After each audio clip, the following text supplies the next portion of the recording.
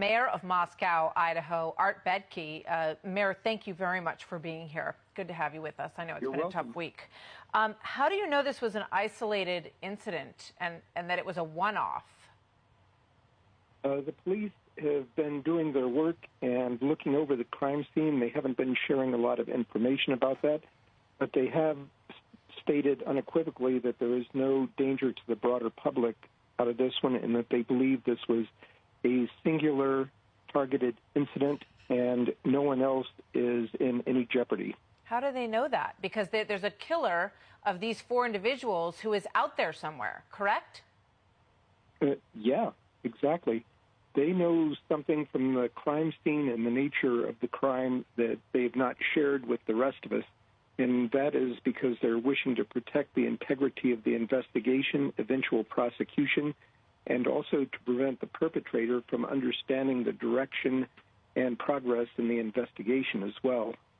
So they've not been sharing a lot, but I do believe our police department when they state that there is no danger to the broader public. Well, you can understand why people would want their kids to come home when there's a killer of college students who is on the loose, clearly, and the police have not said anything to the public. They haven't given a press conference in 48 hours, and it's been called a crime of passion. If that's the case, how do we know that other students are not also on this person's list? I'm working on the assumption the police know what they're talking about. I've been pushing strongly for them to stage a press conference. The sooner, the better, and we can get their take on why they believe this. And I'm pushing to have this done sooner than later, like even today, if I can get it done. So we're waiting to hear, without jeopardizing the investigation, of what the police believe has gone on.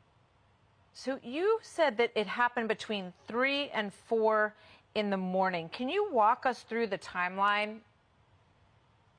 Yeah, the forensics indicate that the crime occurred at 3 or 4 in the morning. The crime was not reported until just about noon the next day, or noon the same day, and someone called in having observed an unconscious person, they assumed unconscious person, and called the police. The police showed up and arrived at a crime scene where there were 4 deceased individuals. No one unconscious. The unconscious individual was actually one of the victims.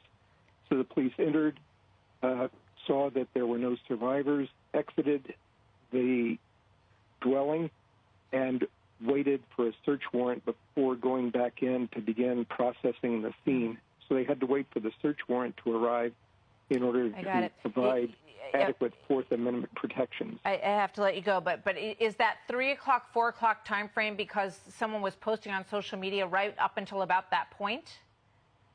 I haven't heard that. Well, how did you arrive at 3 or 4 in the morning when no one was found until noon? That was due to forensic. Okay. Art Bettge, it's a horrific tragedy for your town. I know you've been there for 33 years, and we do hope that we'll hear from the police soon, and our hearts go out to these families of these young people, and we'll see. No weapon found as of yet, correct? Correct.